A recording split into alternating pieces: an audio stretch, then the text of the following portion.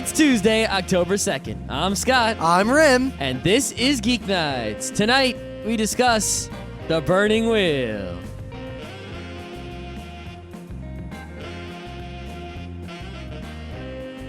Let's do this. I beat that new Metroid game a few days ago. Oh, did you? Yeah. So, how was it? It was the Metroid game. What? I don't know. Really, it's weird. Like, it's a fun game. I played it. I beat it. But there's really just not much to say. I mean... Well, I imagine part of that, because I remember you were showing Emily the end of Super Metroid and how it was such a better ending than... Super Metroid is one of the best game endings there ever was. I think it is, too, because I remember just... Well, I don't want to spoil it in case there's anyone out here who hasn't played that game, but... Yeah, but I mean, the end of the new Metroid, this isn't really a spoiler, but it's like, you beat the bad guys, you win, the end. I mean, maybe I could have gotten a better ending with 100% completion, but I got over 75% completion. And when I finally got the 75% completion, the game popped up a message that said, "Congratulations, you're going to get a better game ending than usual because you got 75% completion." Better, but not best. They got to have some carrot for the 100%ers. They must have some carrot out there, but I don't know if I'm going to go for that carrot. Even though it's really not that hard. I was looking like around the game, and I don't think it would be too difficult to get 100% completion. But would it be worth it when you could just look on YouTube? Yeah, it really wouldn't be worth it if I could look on YouTube. Yeah, I don't know. The whole idea of better endings for getting a larger percentage of arbitrary secrets or arbitrary things, I lost patience with that like 8 years ago. Yes, if you want to do different endings besides just the end, your only option is Chrono Trigger method, which is... depending on how you beat the game. Yeah, it has to be some sort of... Or Bioshock. Rational decision you make, as opposed to just... Oh, you got 49 of the Baphomet dads. You're going to get the ending where Dracula's hand comes up. Oh, no. Yeah. You know, I never legitimately got anything but the worst ending in Castlevania 2, despite how many times I can't believe you got any ending in Castlevania 2. This game's not worth playing that long. The game's awesome. I don't know what... It's not says me and not says angry video game nerd. Castlevania 2, in my opinion... sucks. ...is the best Castlevania before Symphony of the Night. No! Because Symphony of the Night... Super Castlevania for the SNES. Super Castlevania is really good, but... it's like the best Castlevania before Symphony of the Night. Castlevania 2 was just so good. No, it wasn't. Not as good as Zelda 2. No, you're just wrong. Zelda 2, there was a good game. You gonna tell me Mario 2 is better than Mario 3? No, but it's better than Mario 1. You suck. I like Mario 1. I think Mario 2 I think the lost levels are on the Virtual Console now. I'm gonna go check and buy hot. Them. Because I have them on the Game Boy Color, but that's kind of hard to play with my DS. See? That's how they get us. I know that's how they get us. Plus, I don't know. I'm not gonna buy every Virtual Console game, because I do feel like it's kind of a ripoff to buy them all. But there's some games where I feel like that is now the definitive version. It's just so perfect. Like Mario 1 on the Wii is amazing. Yep. It's better than Mario 1 and anywhere else. Especially if it's the original Lost Levels and not that kind of re-graphicked crap remake. Yep, so to make up for the fact that the new Wii Metroid Corruption was a good game overall, but not too exciting in any particular way once it's finished, playing Super Metroid on the Virtual Console. Yeah, I noticed that when I came home. A much better game than pretty much every other game ever. It's like... if you look at like the top best games ever, at least single player games, it's like Half-Life, Half-Life 2, Super Metroid. Some people say BioShock. Maybe System Shock 2, maybe. Who knows? Yeah. I barely played it so far, but I've played it more than zero, which is how much I played it a few weeks ago. Oh well. So yeah, Super Metroid. Play that.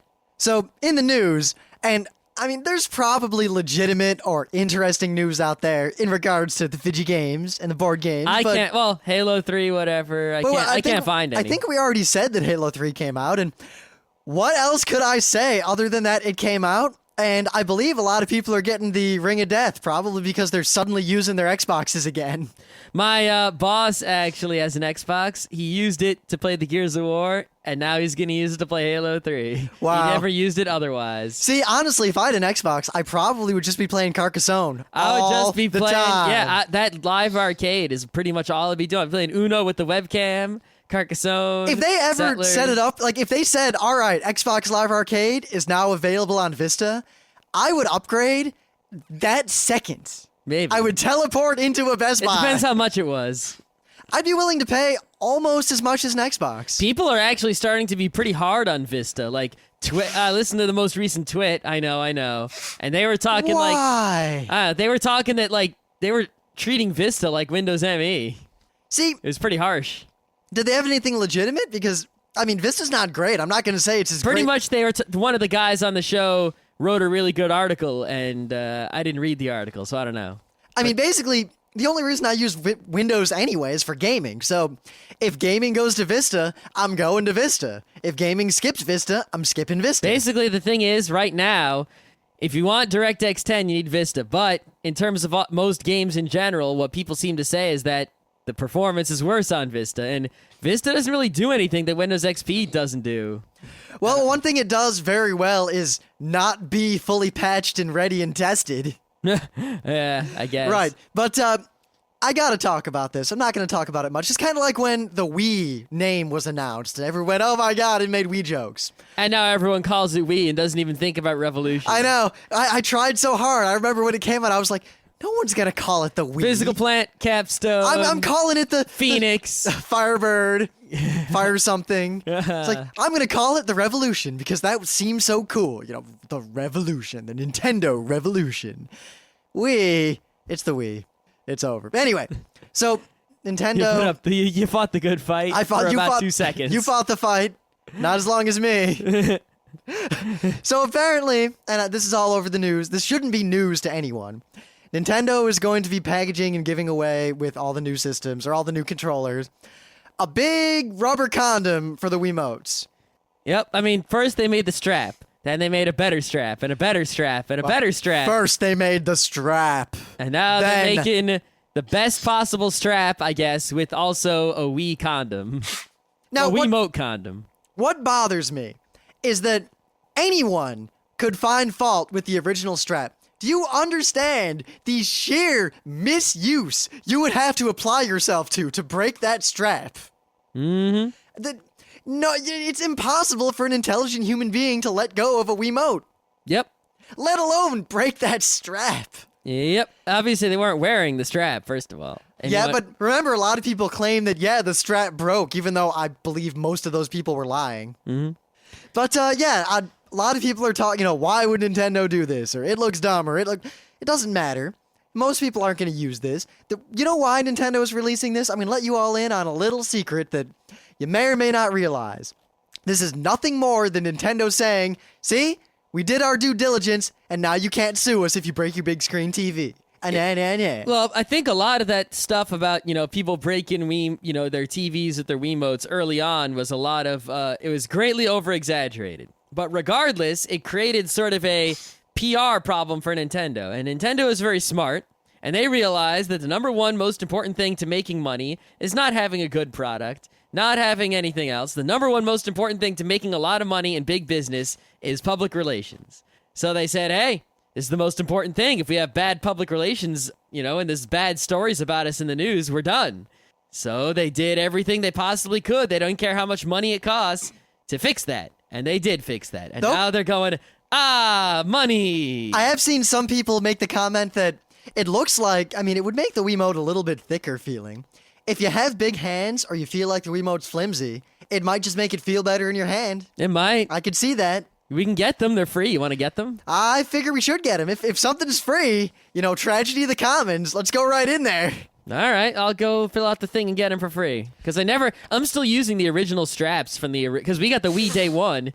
So I have the original straps. We can get the new ones if I've you never want. put the strap around my wrist. I always use the strap. I just don't. If I ever own my own Wiimote, which I will once they make a special Wiimote so I can be all cool. I don't know if they're ever gonna. Someday they will. They will. Maybe. And I'll get some black or pink Wiimote. I'm not going to put the strap on it. I'm a rebel.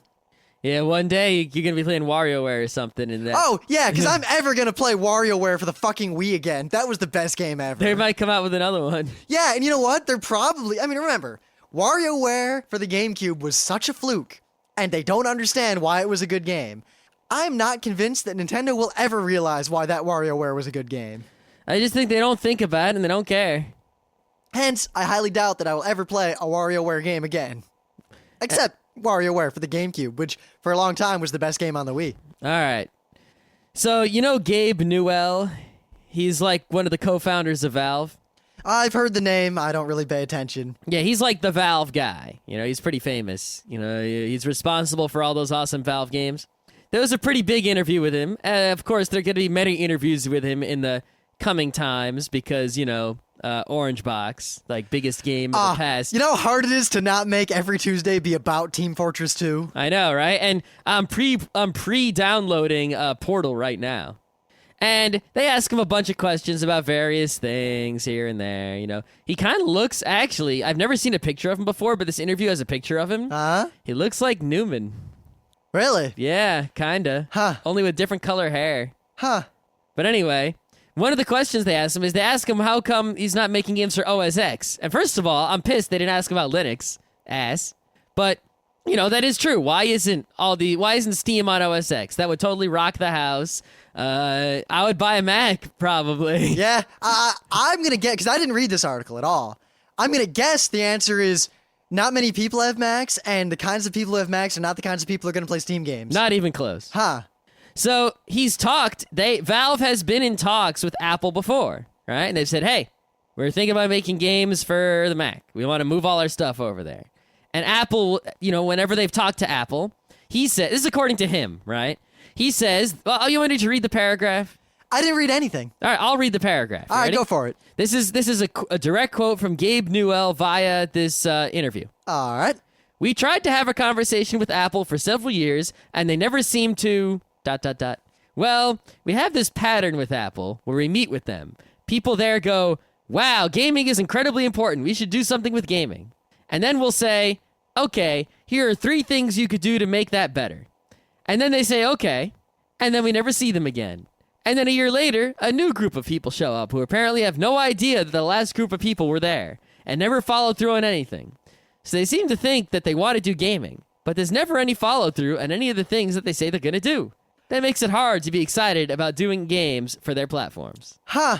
So, like, he's probably, like, you know, the Apple people come to talk to the Valve people, and the Valve people are like, okay, we'll make games for your system. You need to, you know, implement this sort of thing, you know, in the OS so it's easier for us to program the games, and you need to implement some sort of joystick handling, because OS X has no joystick handling whatsoever. Yeah, that's probably my biggest complaint, is that if I want to use an emulator on a Mac, I gotta pay someone for something that should just be working automatically in the system. Yep.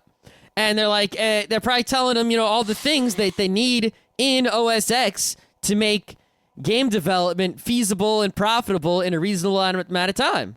And the people they talk to are like, yeah, that sounds great, because they're thinking, yeah, games on OS X, people will switch over from Windows, it'll be awesome. And they're right.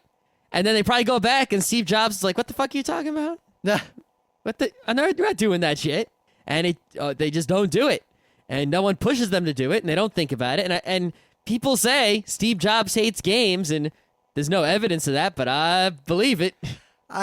It's a common practice if you don't want something done. Because OS X basically has nothing in it to support game developers or game players. And you kind of need that. I just can't imagine why, because there are a lot of people like me. People are using Boot Camp to put Windows on their PowerBooks to play World of Warcraft runs on the Mac, but to if play other games besides World of Warcraft. The only reason I didn't just use that Mac that I bought as a computer for me was that I couldn't podcast on it. If I weren't a podcaster, you can bet your ass I'd be using a Mac if I could play Steam games on it. Yep. Plus, then I'd get Adium, which is like the best IM client in the world. Yeah, it sure is. I mean, KOP I've been using is the second best. But Adium's just so hot. Adium is hot, but you know, the Mac, it's like, you know, it does stuff, and for people who don't do things it doesn't do, it's great. Don't do what Donnie Don't does. When you do something like play Team Fortress 2, or if you do something like program things, well, I guess it does that, but it doesn't, you know, it's not as comfortable as If you podcast, the Mac is no good. And it's like, you know, for the general everyday tasks, it's just fine. But then again, so is Ubuntu, so why spend the extra money on the Mac? Yeah, I mean, I like Macs, but I look at how much it costs to get a Mac that's as fast as my current PC. It's crazy. Yep, and it doesn't do things that less expensive computers do. Well, it does, if I use Boot Camp. I guess, which means you're going to have to pay for Windows anyway. Well, pay is one word. I know. Pay is one word. Yes, pay is a word. But yeah, I think that was pretty interesting because it's sort of not quite. I mean, it's not some sort of unobvious surprise that's what he would say, but it's not what immediately you would think is, why are there no games on the Mac? Well, because Mac people don't play games, because blah, blah. No, it's because the Apple people just don't put the stuff in OS X that people need to make games. I mean, you could start arguments about, well, Blizzard gets their games on the Mac, blah, blah, blah. I think that's just because Blizzard makes a lot fewer games. They're not making Steam, they're just making games. And they spend a lot of time on their games, and their games are like, they make a few really big games. So they can get them on the Mac. But Valve makes more games, and they're mostly DirectX games. Plus, think about how many more people play World of Warcraft than any other game. I know. Part of that could be because the Macness. Now, I think part of that is just because a lot of people just have this need to play a game like that, and of those games, while I think those games, I think I've outgrown that kind of game, and I personally find those games really dumb, World of Warcraft is the best one, far and away. Yep. It's better than any game like that has ever been. Also, the graphics in World of Warcraft, it's not like an FPS where you have some advanced graphical engine. They're pretty standard 3D graphics. You could run World of Warcraft on really crap computers, relatively speaking. But you can't run Half-Life 2. God, you can run Half-Life 2 on a semi-crap Bioshock computer. barely runs on my computer. Exactly. Actually, I got it to run great after I turned off a lot of the eye candy. While I liked the eye candy, the game was unplayable. And once I turned it off, the game played great. Did you beat it yet? I've played maybe 2 hours of Bioshock. I heard it's only like a 10-hour game or so. Remember, I got Bioshock. I started playing it. It was awesome. I killed the doctor. I started moving on. And then Team Fortress 2 came out. Well, how many doctors did you kill then? You know what? Fuck those doctors. I think I'm the only person, despite that penny arcade, I think I'm the only person who actually shoots the doctor. I try to shoot the doctor, but it seems like the past 2 days I've been trying to shoot the doctor, right? He fucking turns invincible every time. I'm like, fuck you, what's with your timing, you doctor?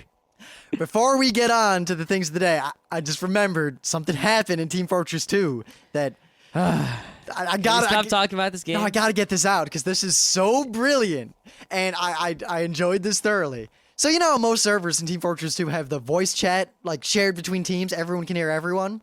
Some of them do, yeah. Almost. I all don't the ones, like it when that happens. I hate that, but most of the ones I play on are that way. All right. And a lot of people don't realize it. So I'm on one server, and this one guy keeps talking to his team. He's like, all right, I'm a scout. I'm going to go in. All right, we're setting up a sentry in their sewer. Don't blah, blah, blah.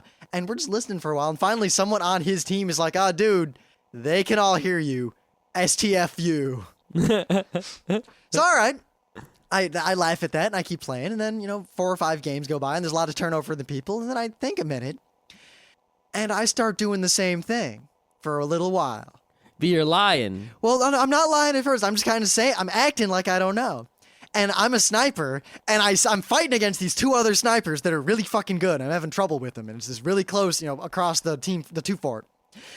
And then I just say, oh man, I'm up here. I'm disguised as a sniper. I'm gonna take out this other sniper, and then we can all rush. And the snipers shot each other? And both snipers turn and look at each other and start maneuvering and shooting, and I just picked them both off. Nice.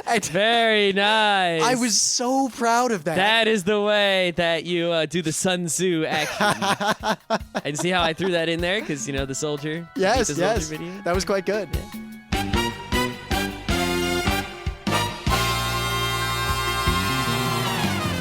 Things of the day. So check this. This guy, or guys, I didn't really read the article because I don't care why they did it. It was some sort of art project, and all I care about is what they did. Because apparently they got away with it for a long time. These dudes went up dressed as workmen, and I guess one of them stood there with a clipboard or something, because a clipboard makes anything look legitimate. You could walk into any company with a clipboard and just walk out with just about anything you want. But... So that's the ultimate hacking right there. Yep, so... Have we talked about social engineering? I think so, well. at some level. Regardless, if you ever need to get away with something shady, carry a clipboard, you'll probably get away, but that's beside the point.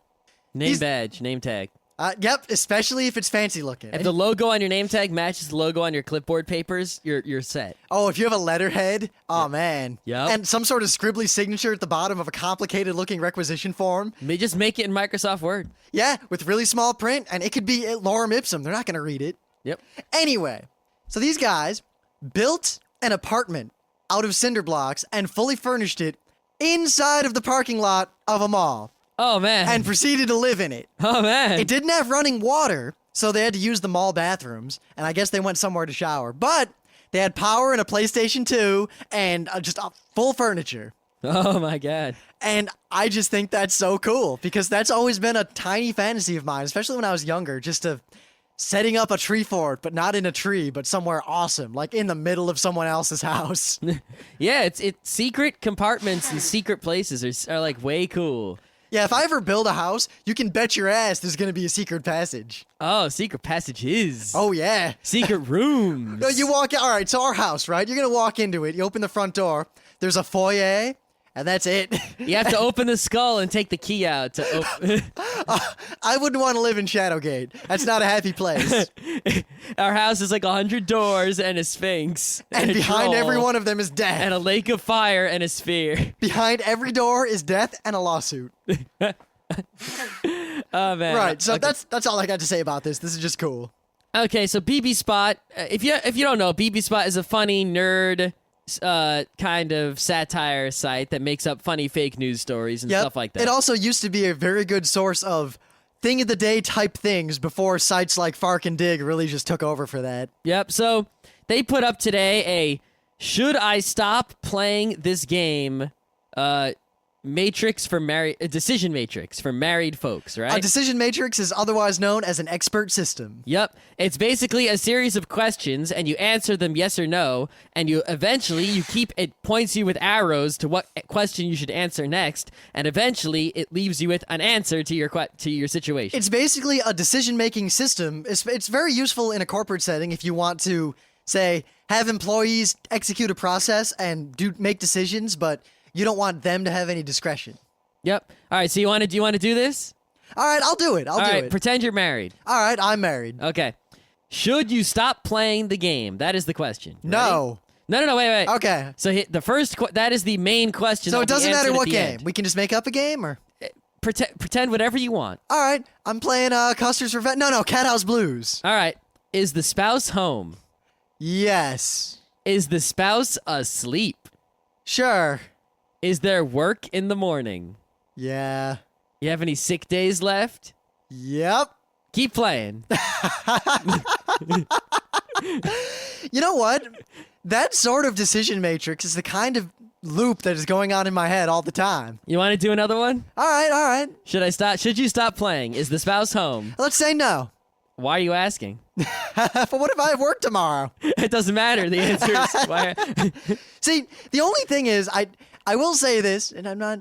That is a little bit sexist. Well, I guess not sexist because It says spouse. It doesn't does, say. But at the same time, you shouldn't be marrying someone who disrespects your hobbies. We've talked about that many a time. Yes, Dave Riley is perhaps the expert on this subject. Oh, Dave Riley is definitely our brother in arms when it comes to the topic at hand. Yes. It's not bros before hoes, it's hoes should be bros. So you're gay? Right, so anyway.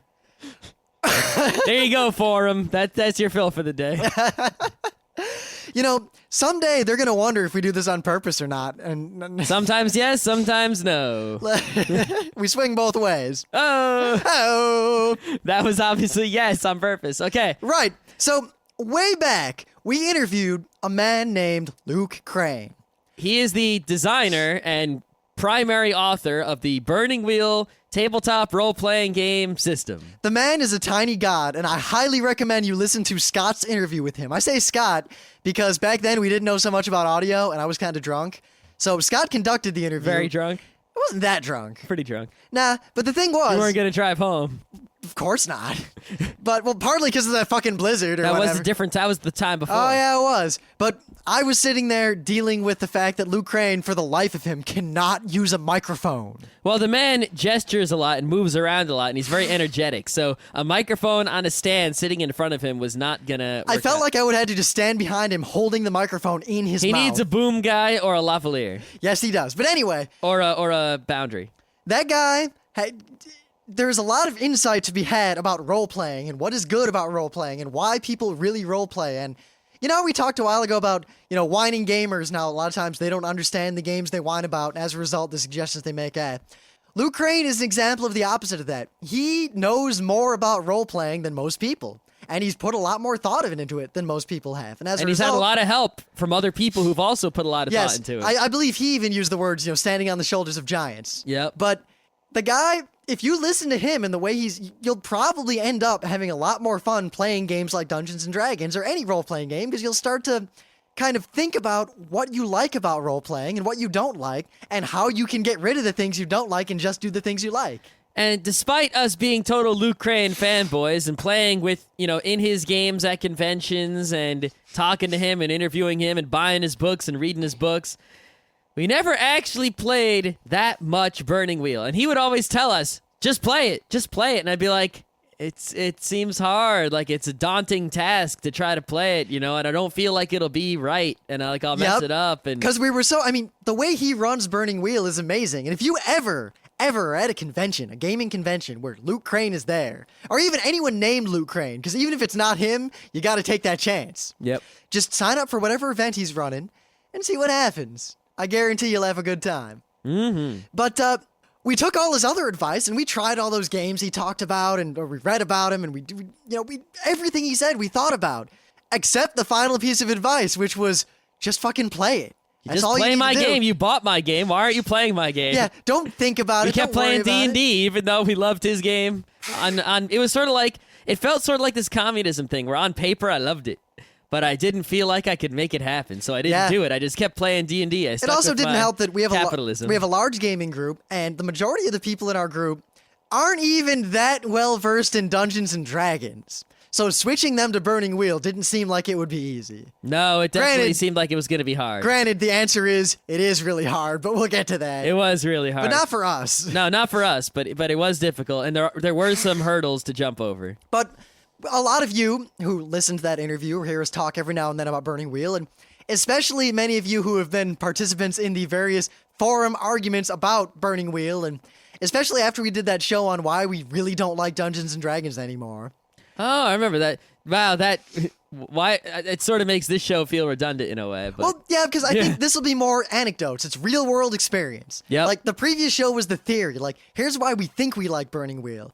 Now that we've forced ourselves to play it. we haven't played it that much though. We've played it like 1 or 2 times. But we put a lot of thought into it, and also because we're converting a D&D game over, we've discovered all the things that work and don't work, and we learned a lot of things, and I guess we'll just get right Yeah, into it. we've begun to learn. We haven't learned the whole yet. No, but we have actually, learned more than before, but not the fullness. we have not of grokked it. grokking. No, not grokking the fullness. Yeah, we'll need to share some water with all of you later, but All right. but we took the plunge, and you've all been asking, so here it is. We have tried to convert our Dungeons and Dragons campaign to Burning Wheel, partly because I took the initiative and said, all right, fuckers, I'm running my Burning Wheel game, the one I've been talking about for like a year. The Horatio Hornblower, ship's captain, blah, blah, blah, awesome. And then, we're about to play D&D, and we're all talking about Burning Wheel, and eventually the consensus was reached, fuck D&D, it sucks, and we hate it. Mm-hmm. So we said, all right, what are we going to do? And Alex, our DM, said, you know what? Burn your characters, we're switching tomorrow. And we spent basically 2 days figuring the game out and sitting around making characters and discussing and talking and moving and shaking without even playing. We just spent like 2 days, pretty much all day, most of the day, working on it. Now, before we get into all the things that happened, I don't want this to be an advice show, but I have one piece of advice. And this is critical because several people in our group of friends did not take this advice and as a result had a lot of trouble. If you want to play Burning Wheel and you own the Burning Wheel book, This goes for any tabletop RPG, by the I way. highly recommend that you read the book. Read it And carefully. And when I say just- read it, I mean read it. As in, if you read it and it says the exponent is the number of dice you roll when making a test, and then 2 minutes later, you don't know what it means when I ask you what the exponent is for your perception skill, well, stat, yeah. I guess what I'm saying is don't just read it. Like, don't just, process the words. Don't read it like you read stuff in college. Actually read it and study it and understand what you read. You must grok it. You must think of it like a reading comprehension test. If you can't pass a quiz about what you just read, and you only really have to read the first 75 pages of the main book. That's all you have to read. You know what? That's a 75 good idea. pages. For my Burning Wheel game, I'm just going to make a quiz. And if you pass the quiz, you're in the game. I could pass the quiz. I know you can pass the quiz. Maybe. Unless you ask hard questions. I'm not going to... Like about fight. Actually, If all the questions are from the first 75 pages, then I can answer them. Anyway, so we jumped in, and we learned right away that Burning Wheel is not the... I mean, it can be high fantasy, but it's not the high fantasy like D&D. And that presented a problem for some people who didn't quite get like what makes Burning Wheel great, because their characters, D&D wise, were super badass at everything, and they could kill anyone. Their character was like, I have superpowers, and I can shoot lightning and chop things in half with one swoosh of an axe, and I have badass super armor, and I can't be harmed. Or like my character, I was a bard, right? And because, a lot of stuff is not enumerated in D&D, it's just character history. So my character was super badass at fighting, and he was also super badass at diplomacy, and he was basically super badass at everything but magic, and that really goes against the spirit of Burning Wheel, which is, if your character's bad at some things. Well, what it is in D&D, when you make a character, it's mostly about what your character... the power of your character, the power level, It's over 9,000! 9,000! Yeah, exactly. Whereas in Burning Wheel, character creation is not about your power level as much. It's about, the kind of person they are and what they think about things and what they're like to talk to and how they would react in different situations. Not about can they chop down a tree in 2 swings or 3 swings, and how hard are they to kill? I mean, it's about that too, but much less. I think that the real issue is that in D&D, almost all of the character creation you do is 2 parts. One part is making the D&D numbers character for fighting, and the other part is writing a couple of pages of backstory. Which isn't even required for D&D. It doesn't say barely says anything about that in the book at all. I mean, granted, as always, people will say, yeah, but you could just do that anyway. I mean, a good role player can deal with any system, and that's true. I guess the real point we want to make is that after having played Burning Wheel some more, and really just jumped into it head first and drowned in the deep end, it's not so much that Burning Wheel is a superior system. While I will make the argument separately in another show that Burning Wheel is a superior system to Dungeons & Dragons in terms of conflict resolution and in terms of combat. Because I hate D&D combat. I think it's crap, but that's totally beside the point. What makes Burning Wheel great is something that a lot of role-playing systems could do very well. The way Burning Wheel is structured is such that it encourages a certain style of role-playing. It kind of pushes you in a direction that you can go in that direction in D&D or GURPS or White Wolf or any game. But Burning Wheel is set up to make it so easy to go in that direction that you'll go that way without even trying. Yeah, And it's like in D&D, if you want to have like this intense role-playing experience, D&D gives you a blank slate as far as role-playing is concerned. There's no rules about role-playing. You can say whatever you want and do whatever you want as long as you don't try to do something that that involves using your powers or your physicalness. So it's totally a blank slate. So if you're like a master, fiction writer and everyone else is a master fiction writer, actor, improv person, it's going to go great no matter what the hell system you use, because everyone will know really cool things to do and say to make the story be awesome. I mean, I played some great D&D in high school, and it was just we were all in first person as our characters role-playing with each other. It worked out great, but it's a blank slate. So if someone isn't an amazing actor like me, it's hard to think of something interesting or awesome given infinite possibility. We always talk about games and how, if a game where you can just do whatever you want is not interesting. You need to have constraints, and then the creativity flows in figuring out how to do the most considering the constraints. Again, it's like hacking. You know what a good example of that? How to get the most out of something that only does a little. Look at this game. There's a game called Nanofictionary, which if we hadn't reviewed, we have to, because that game's amazing. Oh, we got to talk. We should have talked about that today. Nanofictionary, yeah, we'll talk about it sometime, Next week. is a collaborative storytelling game. And you could just get a bunch of friends, sit around in a circle, and take turns telling stories. That's what D&D is like when it comes to role-playing. But by playing Nanofictionary, now you're putting all these rules. You're forcing yourself to go in directions you might not have expected. You're forcing yourself to think about things you might not have thought about. And those limitations often make it more interesting, make the stories beyond...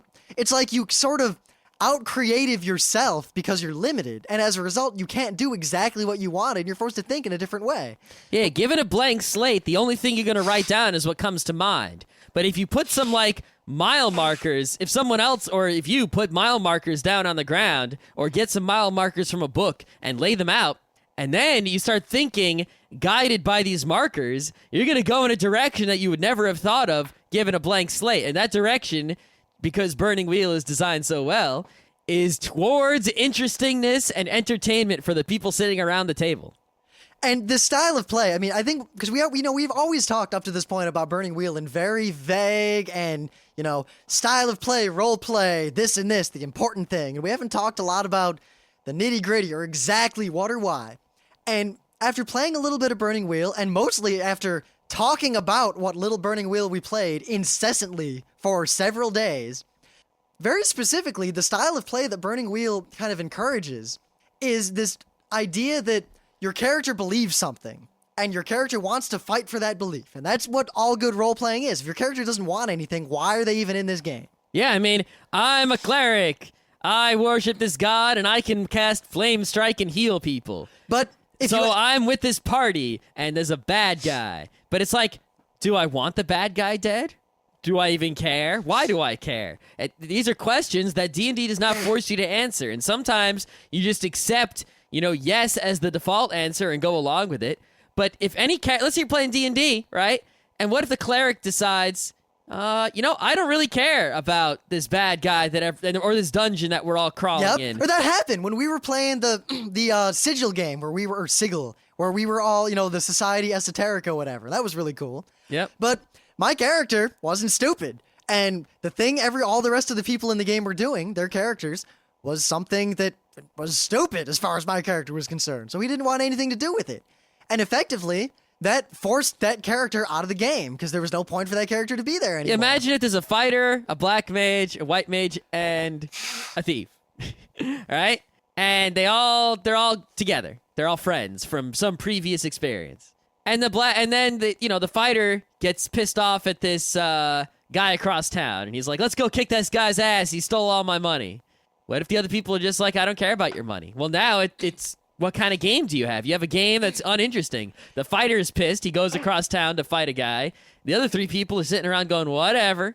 Now this can be how is that interesting? This can be avoided in D&D by either railroading or forcing it, or you have to do it actively as a player. You have to suspend. It's a blank slate. Players do whatever they want. So you basically, if you have an interesting character, that you sometimes have to make your character do something that your character wouldn't, like it goes against what you wrote your character as, just because otherwise the game breaks, and there's no real game mechanic to avoid that. Yep. I mean, you can avoid it. I'm not going to say it's impossible, but the game doesn't really encourage it. And the number one insight we had when in Burning Wheel was why the Duel of Wits is important. And I'm going to take credit for this because I take credit for this. Well, Scott and I, we kind of came to it together. Scott and I were sitting, we were talking about Burning Wheel and what we liked about it, what was going on. And eventually we kind of hit on this idea that the Duel of Wits, which we already think is like one of the core things of Burning Wheel. It's pretty fun to do a Duel of Wits, first of all. It's social conflict. It is a way to role play and constrain social conflict in such a way that the better role player will not automatically win an argument. And it's more about the character than the player. But yet the player still enjoys it, and it's really fun. Being a better role player does help. Yes, but it's really fun, and it's great. And it kind of takes away the D&D problem of combat is the only thing that matters on your character sheet, and everything else is just role-playing. Well, because think about it. What is the point? We could just sit around and tell a story together. The point of having a tabletop role-playing system with dice and such is to put constraints on the story and to resolve conflicts. As in, if I think the story should go left and Rim thinks the story should go right, I think the monster should die and the DM thinks the monster should eat us all, we need to resolve that conflict in deciding where the story should go, and we use dice and numbers on paper in order to decide which direction the story will go, and we collectively agree that whatever the dice and the numbers on the paper say is where the story will take us, and then we will continue telling the story from there. Now you could say, oh, well, you could just do that collaboratively, and you could, but You could. Luke Crane actually says in the book that you should never let that happen, because by forcing yourselves to always use concrete, arbitrary, sometimes just resolution mechanics for conflict, it forces the story to go in directions that you might not anticipate. Yep. And as a result, it almost always makes the game more interesting. So what the Duel of Wits does, right, is in D&D, one character thinks they should go left, the other thinks they should go right. What do you do now? Either they can split up, they can fight each other. How you can't change anyone's mind. I mean, how are you going to change their mind? You can only change their mind through role-playing, but that level of role-playing is beyond a lot of people. And even if you're, like, say, the best role player in the world, the other guy just refuses, and he says, I'm going right no matter what. Well, now the game splits up, and the game is much less interesting and less fun. Or if you really can't come up with a reason for your character to go along with it, your only option is your character just goes off to fight for what they believe in, or you just railroad yourself into their plot. And that, it kind of betrays what your character believes. In Burning Wheel, the Duel of Wits works thus. Two characters want something. Let's say we're in a boat, and my character says, we have to get back to the capital because the spies are going to assassinate the king and we have to stop it. But your character says, screw that, we've got this magic Baphomet that we have to get, otherwise the world's going to end. And we both disagree, and both of our characters believe strongly in these things, and neither one will compromise. In Burning Wheel, we have a Duel of Wits, where metagame, you step aside and say, all right, my character wants X, your character wants Y. Our beliefs won't change, but... Unless we want them to. Yeah, but whoever wins this conflict, this fight, this verbal fight, gets what they want. So I agree that if I lose this argument, we'll go with you with the stupid Baphomet to save the world. But if you lose, you're coming with me on the real mission to save the king. You don't have to like it. You're still in character. Your character doesn't change, but you have compromised. You have agreed to go along with it. And it makes the game a lot more interesting because now you have people, in D&D, it's everyone agrees and goes along with it and is happy. Now you've got someone who's going along with it, but they're pissed off. And you start getting these sort of emotions and things going on that make the role-playing interesting. They give you something to role-play about and not just, role-playing based on the situation, but in between the characters and what's going on. And it allows, because this is a problem we had. We tried to adapt some Burning Wheel mechanics into D&D, and what we found was that whenever we did that, the D&D game just devolved into characters fighting with each other incessantly over major things. And the game went nowhere because every fight was some gigantic thing. And I guess, in Burning Wheel and D&D, you can always settle it with physical, battle of some sort. But in D&D, that's sort of all you've got. But in Burning Wheel, you don't resort to that unless it's, prudent, because it's really dangerous. Yeah. And if your character doesn't want to die, they're probably not going to do that.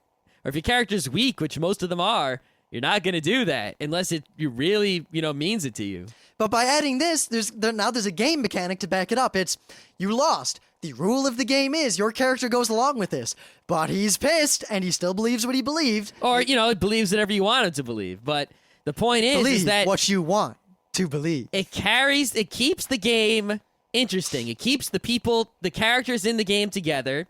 It gives them a logical reason to be together at all times. People if anyone's doing anything, they know why they're doing it. There's a reason for everything that you're doing. You're never saying, why am I doing this? And if you do say, why are you doing this? We figure the answer out right away, right? We back it up with rules in the game, and the result may not be that you can, some people might look at this and say something like, oh, well, that puts some sort of role-playing restriction on what you can role-play. That's the point. Yes, the point is that restriction makes it more interesting. It allows, putting a restriction on the creativity makes it flow more. It's like it's like a plugged up tube, and you squeeze the tube a little, so it can't flow as quickly. But now you squeezed a bunch of goop out. It's the same thing with character creation. I mean, think of this in D&D 3rd edition. I'm making a character. If I put 2 skill points versus 3 or 4 or 5 into diplomacy as opposed to musical instrument or stealth or whatever, that has such a minor effect on gameplay, and it doesn't matter. I don't have to give anything up to get what I want.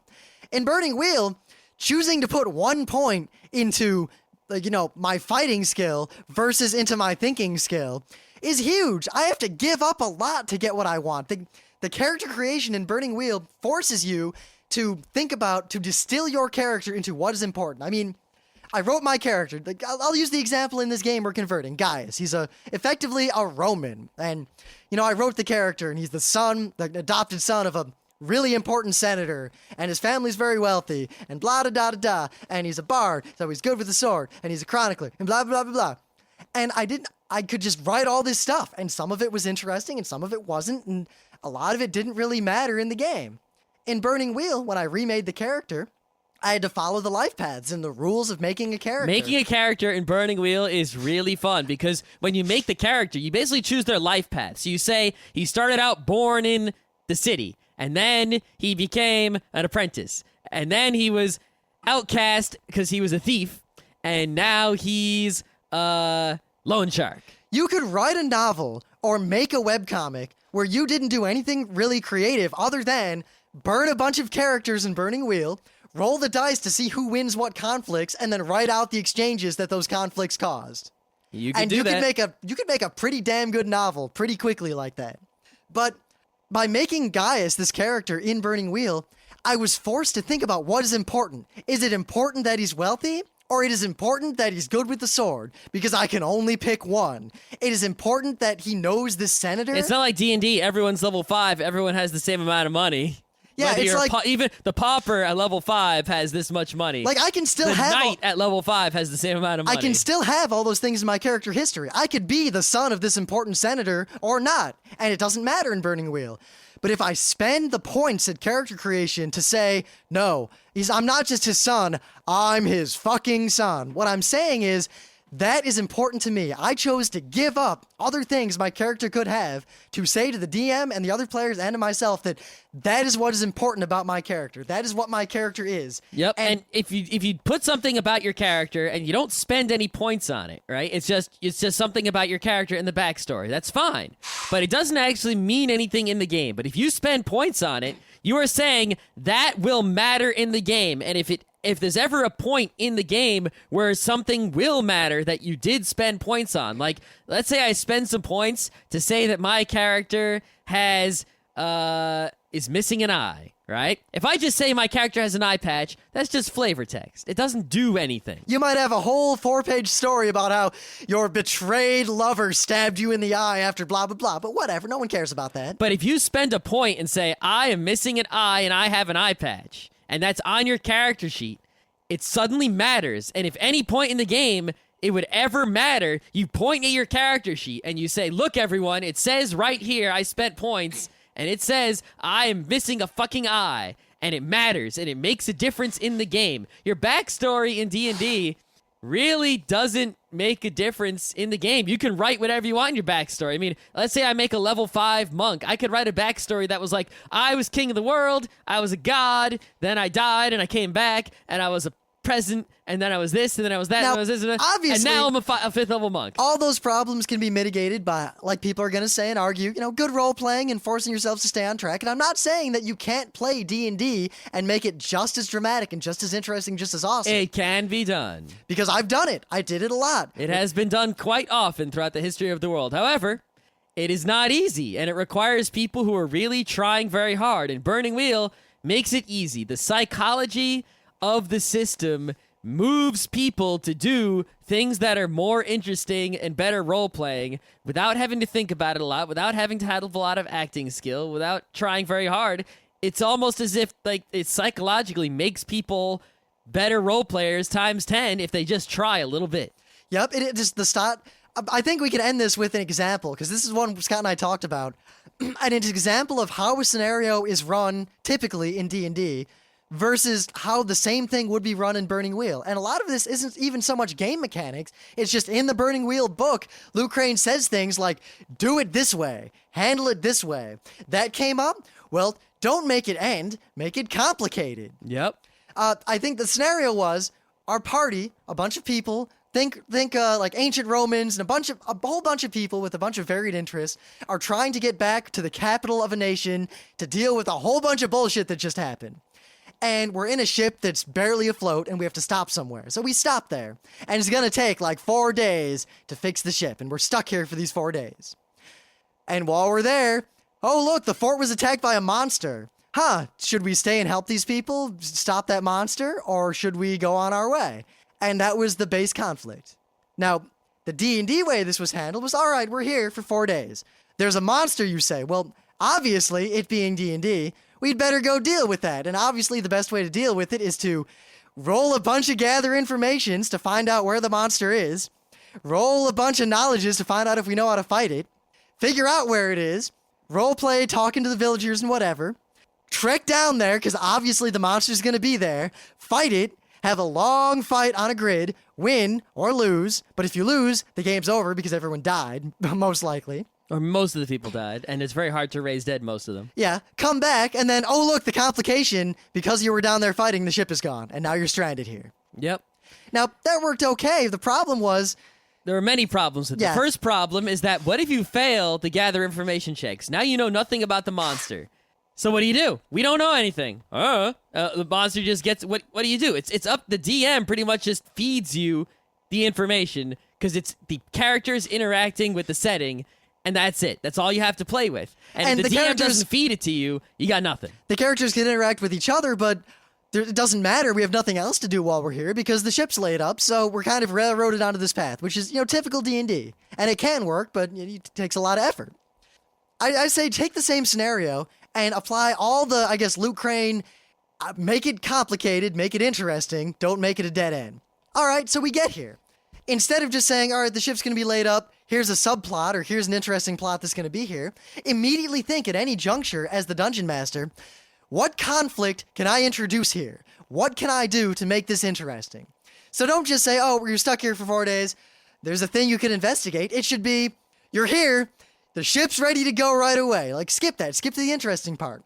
Are you going to stay and help, or are you going to get right back on your way? Now you suddenly have a conflict between the players, because obviously some of them are going to want to stay and help, and some of them are going to want to get back to the plot. Even better, look, the characters have beliefs that are written on their character sheet, right? So the DM looks, and let's say one character has a belief that says, demons are the worst thing ever, and another character, we should kill them all.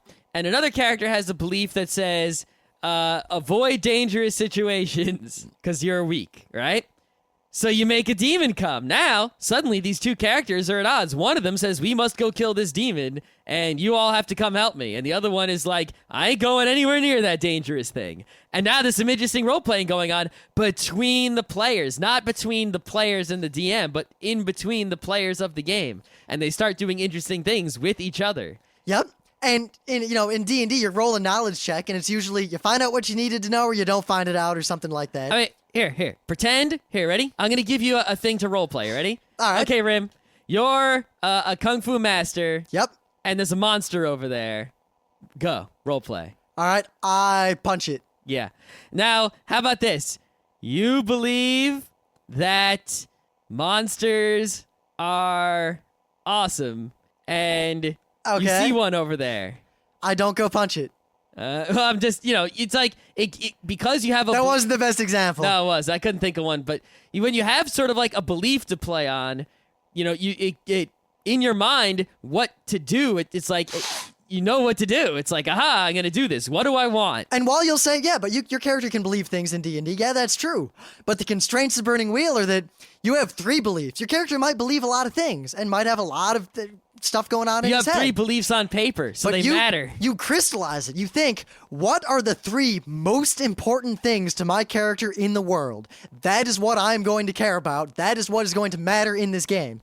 And at the same time, the Dungeon Master looks at everyone's beliefs and says, that is what the players want to matter. I'm going to make those things matter at every point I can. Yep. And that can be done in D&D. I know we keep saying this, but it's so much It easier can be done to do in any Burning role-playing Wheel. system. Yeah. GURPS, White Wolf, LARPs, 7C, L5R. Oh, L5R is a good setting. Not a great game, but a good setting. Inspectors, Lacuna, anything. Yeah, but just the idea is, in D&D, the way it tends to go, just because the way the system is, and you can only get around this with good role-playing, is basically you roll the dice to succeed or fail at a task. And generally, a lot of times, if you succeed, the plot continues. If you fail, the plot stops until you eventually succeed, or you find an alternate route. Or it just delays you. Like, you failed. You get hit by a trap. You lose some life. Continue. Or you failed at the gather information. You don't find much from the villagers. Well, shit. Fine. I search around the village. You fail. Well, shit. Fine. I send my familiar out scouting. You fail. Well, shit. Fine. I'll I send scry on the mayor. Success! Yeah. The mayor is the demon. Go get him. Yeah. Meanwhile, Now- in Burning Wheel, it would be roll. You fail. Let it ride. Now that- you are not getting information. Think about that. That matters. In Burning Wheel, the way it's set up, what it encourages is if you roll the dice, if you succeed, you continue along the path that your character has selected. You succeed at what you were doing. If you roll the dice, you get what and it succeeds, you say what happens. You if basically- I say I want this, and the DM says, well, you have to test this, make this test, and I take that test. I test my character, and my character passes the test. I say what happens. I won. My dice say I get to say what happens. Now, But by if the I same fail- token, in D&D, if you failed it right, whatever, you're delayed. In Burning Wheel, a failure does not mean the plot stops. A failure does not mean you have to find another way around this obstacle. A failure means it just got complicated or it just got interesting. There's a good example. It goes in a different direction. There's a really good example in the Burning Wheel book of a character who says, like, he's running away from some guards and he's gotten away. And his intent is, I want to pick this lock before the guards come to get away. If he succeeds, what he is narrating continues to happen. Basically, every time you succeed, you get to narrate a little bit of the story, and no one can say otherwise. You succeeded. Dice say you win. Now, if he fails, you could say, well, you don't get the door open. All right, that's a D&D way. You failed. Now you can't get the door open. You could take 20, I guess, but then the guards will come, or you could go another way, blah, blah, blah, blah.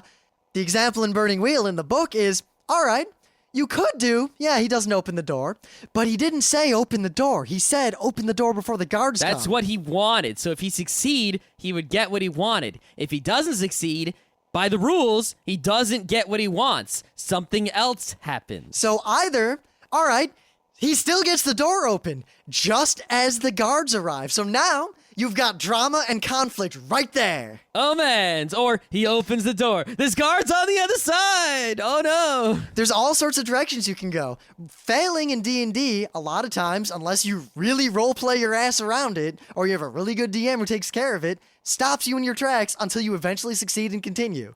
In a Burning Wheel style, even if you're not playing Burning Wheel, if you just take Luke Crane's advice, anytime you fail, it should add a complication. It should make it interesting.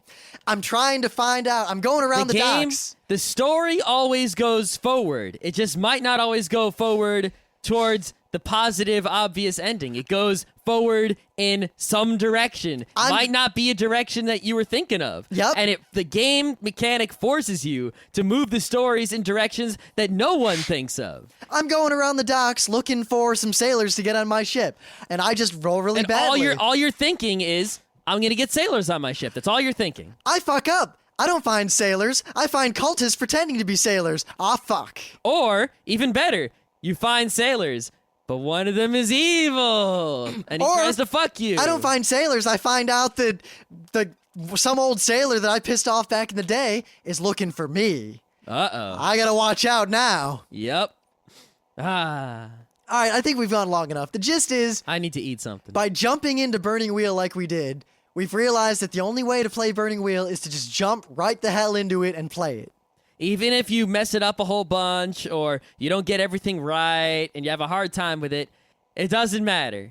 Just keep trying. Keep playing. Because even with the fact that half the people around the table didn't know how to do basic things in the game and didn't understand it and haven't even finished their characters or anything, The game, as soon as a Duel of Wits happened, you could tell the excitement was in the air because our D&D group was suddenly cheering and clapping, and you'd see moments where someone says something like, well, blah, blah, blah, maybe we should let Because the... people actually began to care about what was happening as opposed to just going along with what they expected to happen. A character that was would the say only something, thing that was going to happen. and the whole D&D table would go, oh, man, oh, something's going to happen now. And in D&D, that didn't happen so often. In D&D, only the expected ever happened. Yep, and the expected was either we succeed and continue, or we fail and wait to Because the continue. only things that can happen are things that you thought of. Whereas you're never forced to think of something that you wouldn't have thought of because you just wouldn't have thought of it. Burning Wheel excels in that it forces you in directions you didn't expect. I don't think we can say that more times in more ways than we've already said it. I can say I'm hungry more times. So let's go get some Chinese soup or something. All right.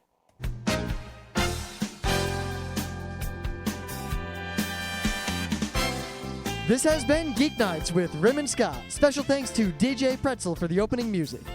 Be sure to visit our website at www.frontrowcrew.com, where you'll find show notes, links, our awesome forum, a link to our Frapper map, and links to all the RSS feeds. We say feeds plural because Geeknights airs 4 nights a week, covering 4 different brands of geekery. Mondays are science and technology. Tuesdays, we have video games, board games, and RPGs.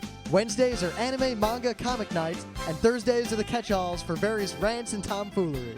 You can send us feedback by email to geeknights@frontrowcrew.com. Or you can send audio feedback via Audio.